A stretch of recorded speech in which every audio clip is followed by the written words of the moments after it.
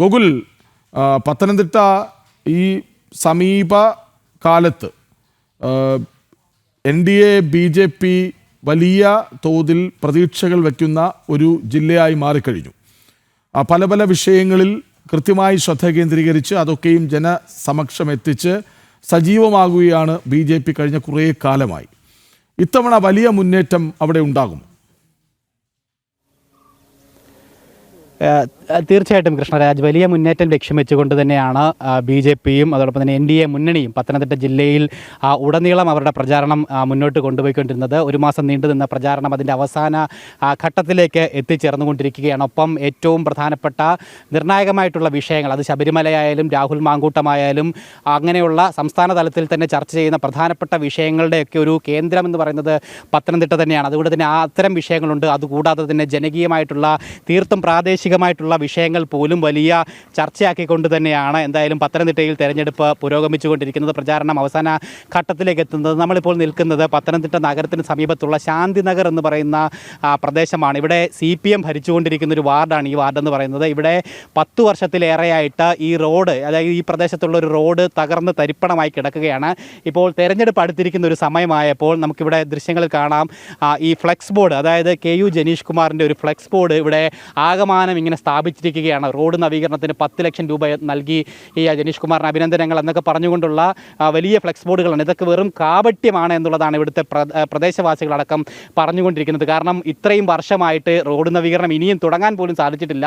ഈ തെരഞ്ഞെടുപ്പ് അടുത്തിരിക്കുന്ന വേളയിൽ എന്തായാലും ഇപ്പോൾ ഫ്ലെക്സ് ബോർഡുകൾക്കൊന്നും ഒരു പഞ്ഞവുമില്ല എന്നുള്ളതാണ്. എന്തായാലും നമ്മളോടൊപ്പം ഇവിടുത്തെ പ്രദേശവാസികളായിട്ടുള്ള ആളുകൾ കൂടി ചേരുന്നുണ്ട്. ഒപ്പം BJPയുടെ കാര്യകർത്താക്കളായിട്ടുള്ള ആളുകൾ കൂടി ചേരുന്നുണ്ട്. ചേട്ടാ, ഇവിടുത്തെ ഏറ്റവും പ്രധാനപ്പെട്ട വിഷയം ഇതാണ്. ഇങ്ങനെയൊക്കെ വികസനമില്ല എന്നുള്ളത് നമ്മുടെ കൺമുന്നിൽ കാണുമ്പോഴും ഈ ഫ്ലെക്സ് ബോർഡുകളൊക്കെ ഇങ്ങനെ വെച്ചുകൊണ്ടൊരു കാപട്യ നിലപാട് CPM സ്വീകരിച്ചുകൊണ്ടിരിക്കുകയാണ്. ഇവിടുത്തെ ഒരു പ്രദേശവാസികൾ എന്നുള്ള നിലയിൽ നിങ്ങൾക്ക് എന്താണ് പറയാനുള്ളത്? ഈ പ്രദേശവാസി എന്ന നിലയിൽ കഴിഞ്ഞ 10 വർഷമായി ഈ വാർഡിൽ 2 പ്രാവശ്യവും CPMൻ്റെ പ്രതിനിധികളാണ് ഭരിച്ചത്. അതേപോലെ തന്നെ മൈലപ്ര പഞ്ചായത്താണിത്. മൈലപ്ര പഞ്ചായത്തും കഴിഞ്ഞ പ്രാവശ്യം CPM ഭരിച്ചതാണ്. പക്ഷേ പല പ്രാവശ്യമായിട്ടും വാർഡ് മെമ്പറോട് നമ്മൾ ആവശ്യപ്പെട്ടു ഈ റോഡുകൾ നന്നാക്കണം. ഒരു ഓട്ടോറിക്ഷ പോലും വിളിച്ചാൽ ഈ പ്രദേശത്തോട്ട് വരാത്ത ഒരവസ്ഥയാണ്. ഇത് മാറ്റുന്നതിന് വേണ്ടി ഉടനെ തന്നെ ചെയ്യാമെന്ന് പല പ്രാവശ്യവും പറഞ്ഞെങ്കിലും യാതൊരു കാര്യവും ചെയ്തില്ല. ഇലക്ഷൻ എടുക്കാറായ സമയത്ത് ഈ വാർഡ് മെമ്പർ കുറച്ച്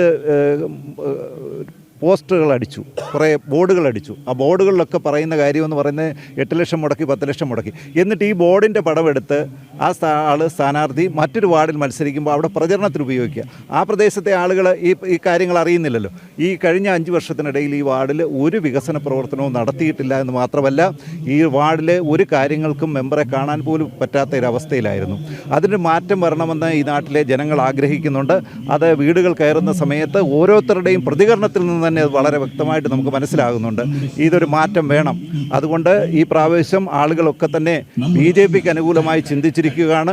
വികസനം എന്ന് പറയുന്നത് ഇവിടെ തൊട്ടു തണ്ടിയിട്ടില്ലാത്ത ഈ പ്രദേശത്തിന് മാറ്റം വരണം. മാറ്റത്തിന് വേണ്ടി BJP വോട്ട് ചെയ്യണമെന്നുള്ള ആളുകൾ ആഗ്രഹിക്കുന്നത് അതൊരു ഭരണമാണ്. തീർച്ചയായും ചേട്ടാ, മറ്റ് വിഷയങ്ങൾ BJP ഉയർത്തി കാണിക്കുന്ന വിഷയങ്ങൾ ഇവിടെ പ്രധാനമായിട്ടും പറയാനുള്ളത് നമുക്ക് ഈ പഞ്ചായത്ത് മെമ്പറെ പറ്റിയാണ്. അദ്ദേഹത്തിന്റെ ഭാഗത്ത് നിന്ന് കോവിഡ് മഹാമാരി വന്നു. ഇവിടെ യാതൊരു കാര്യങ്ങളും ചെയ്തിട്ടില്ല. കിടപ്പ് രോഗികളുണ്ട്, അവരുടെ ഒരു കാര്യം നോക്കാറില്ല. ഇവിടെ ആശാ വർക്കറാണ് ഇവിടെ ഇപ്പോൾ LDFന്റെ സ്ഥാനാർത്ഥികൾ മത്സരിക്കുന്നത് പോലും. അപ്പോൾ ഇവിടെ നമുക്ക് വൃദ്ധരായവരുണ്ട്, കിടപ്പ് രോഗികളുണ്ട്, ഇവർക്ക് വേണ്ട വൈദ്യസഹായങ്ങൾ ഒന്നും ചെയ്യാറില്ല. അതുപോലെ തന്നെ നമ്മുടെ ഈ മെമ്പർ ചെയ്ത ഒരു ഏറ്റവും ഹീനകരമായ ഒരു കാരണം, ഇവിടെ വാട്ടർ അതോറിറ്റി കണക്ഷൻ ഉണ്ടായിരുന്നു. വാട്ടർ അതോറിറ്റിയുടെ ആ ജല പൈപ്പ് പോലും കട്ട് ചെയ്ത് അതിനുശേഷം ഇവിടുത്തെ ജനങ്ങൾ പോയി കളക്ടറെ നേരിട്ട് കണ്ട് പരാതി കൊടുത്തിട്ടാണ് 45 വീട്ടുകാർക്ക് വാട്ടർ കണക്ഷൻ പോലും പുനഃസ്ഥാപിച്ചുള്ളത്. അപ്പോൾ ആ രീതിയിലുള്ളൊരു മെമ്പറാണ് നമുക്ക് നിലവിൽ ഇവിടെ നിന്ന് ഇപ്പോൾ അടുത്ത വാർഡിലേക്ക് മത്സരിക്കുന്നു. ഈ റോഡിന് 2 റോഡുകൾ നമുക്ക് സഞ്ചാരയോഗ്യമല്ല, പരിതാപകരമാണ്. പിന്നെ വന്യമൃഗ ശല്യം, ഇവിടെ പന്നി, പിന്നെ അതുപോലെ തന്നെ റോഡുകളെല്ലാം ശോചനാവസ്ഥ, കാട് വെട്ടിത്തെളിക്കാനുള്ള മൂർഖൻ, അണലി, പിന്നെ മറ്റു പാമ്പുകൾ, പിന്നെ മരപ്പട്ടികൾ, ഇങ്ങനെയുള്ള നമുക്ക് അതുപോലെ തന്നെ തൊട്ടടുത്ത ടൗണിന് അടുത്ത സ്ഥലമായതുകൊണ്ട് ഇവിടെ ഞങ്ങൾക്ക് പിന്നെ തെരുവ് നായ്ക്കളുടെ ശല്യങ്ങൾ കൂടുതലുണ്ട്. അപ്പോൾ ഒരു കാര്യങ്ങളും ചെയ്യാത്ത ഒരു മെമ്പർ, അതോടുകൂടി തന്നെ നമുക്ക് പഞ്ചായത്തിൻ്റെ യാതൊരു വിഹിതങ്ങൾ പോലും, വിത്ത്, വളം അല്ല അങ്ങനെ ഒരു കാര്യം പോലും ഈ പഞ്ചായത്ത് മെമ്പർ വീട്ടിൽ അറിയിപ്പിക്കുക വാങ്ങിച്ചു കൊടുത്തായിട്ട് നമുക്ക് അങ്ങനെ പോലും നമുക്കത് പറയാനില്ലാത്തൊരു മെമ്പറാണ് എന്നുകൂടി എന്തായാലും ഇത്തവണ മാറ്റം ഉണ്ടാകുമെന്നുള്ളത് തന്നെയാണ് ഇവിടുത്തെ കാര്യകർത്താക്കൾ പറയുന്നത്. പ്രത്യേകിച്ച് പത്തനംതിട്ട ജില്ലയെ സംബന്ധിച്ചിടത്തോളം BJPക്ക് നല്ല രീതിയിൽ വേരോട്ടമുള്ള ഒരു ജില്ല കൂടിയിട്ടാണ്. മറ്റ് പ്രദേശങ്ങൾ നോക്കുകയാണെങ്കിൽ 3 ഗ്രാമപഞ്ചായത്തുകൾ BJP ഒറ്റയ്ക്ക് ഭരിക്കുന്ന ഗ്രാമപഞ്ചായത്തുകളാണ് പത്തനംതിട്ട ജില്ലയിലുള്ളത്. അത് കുളനട ആയിക്കോട്ടെ, അതുപോലെ തന്നെ കവിയൂർ പഞ്ചായത്തുണ്ട്, ചെറുകോൽ പഞ്ചായത്തുണ്ട്. അങ്ങനെ 3 ഗ്രാമപഞ്ചായത്തുകൾ BJP ഭരിക്കുന്നു. ഒരു നഗരസഭ പന്തളം എന്ന് പറയുന്നത് കേരളത്തിൻ്റെ തന്നെ അഭിമാനമായിട്ടുള്ള വികസനത്തിൻ്റെ കാര്യത്തിലായാലും മറ്റെല്ലാ ജനകീയ വിഷയങ്ങളുടെ കാര്യത്തിലായാലും വളരെ ഉന്നതി പ്രാപിച്ചിട്ടുള്ളൊരു നഗരസഭയാണ് പന്തളം നഗരസഭ. പന്തളം നഗരസഭയും BJP അധികാര തുടർച്ചയിലെത്തുമെന്നുള്ളൊരു ആത്മവിശ്വാസത്തിൽ തന്നെയാണ്. എന്തായാലും കൂടുതൽ പഞ്ചായത്തുകളിലേക്കും കൂടുതൽ തദ്ദേശ സ്ഥാപനങ്ങളിലേക്കും BJPയുടെ ഭരണപരിധി നീട്ടുവാനുള്ളൊരു കഠിന പ്രയത്നം, വലിയ ലക്ഷ്യം തന്നെ BJP പ്രവർത്തകരുടെ ഭാഗത്തു നിന്ന് നടത്തിക്കൊണ്ടിരിക്കുന്നു. അതുകൂടാതെ തന്നെ ഏറ്റവും പ്രധാനം ഈ ശബരിമല ഉൾപ്പെടുന്ന ഒരു ജില്ലയെന്നുള്ള രീതിയിൽ ശബരിമല വിഷയത്തിന് വലിയ പ്രാധാന്യം നിലവിൽ പത്തനംതിട്ട ജില്ലയിലുണ്ട്. ശബരിമല കേന്ദ്രീകരിച്ചുകൊണ്ട് ഇടതുപക്ഷവും അതോടൊപ്പം തന്നെ ഇടതു നേതാക്കളും കാട്ടിക്കൂട്ടിക്കൊണ്ടിരിക്കുന്ന കൊള്ളയും അഴിമതിയും അതൊക്കെ ഇവിടുത്തെ ജനങ്ങൾ തീർച്ചയായിട്ടും തിരിച്ചറിയുന്നുണ്ട്. ശബരിമല എന്ന് പറയുന്നത് പത്തനംതിട്ടയിലെ ആളുകളുടെ ഒരു സ്വകാര്യ വികാരം കൂടിയിട്ടാണ്. അതുകൊണ്ട് തന്നെ ശബരിമലയെ ഗോകുൽ, പത്തനംതിട്ടയിലെ അല്ല, നമ്മൾ എല്ലാവരുടെയും ഒരു പൊതുവികാരമാണ്. സ്വാഭാവികമായും പത്തനംതിട്ടക്കാർക്ക് കുറച്ചുകൂടി അഭിമാനിക്കാം. കാരണം അവരുടെ ഹൃദയത്തിലാണ് ശബരിമല ഇരിക്കുന്നത്. അതുകൊണ്ട് തന്നെ കൂടുതൽ അഭിമാനിക്കാം.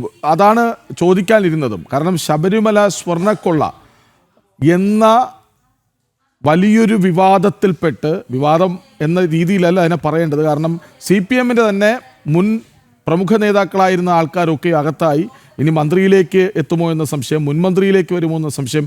അങ്ങനെ ഒരുപക്ഷെ ഈ ശബരിമല സ്വർണ്ണ കവർച്ച ഏറ്റവും കൂടുതൽ CPMനെ പ്രതിരോധത്തിലാക്കുന്നത് പത്തനംതിട്ടയിലായിരിക്കും, അല്ലേ?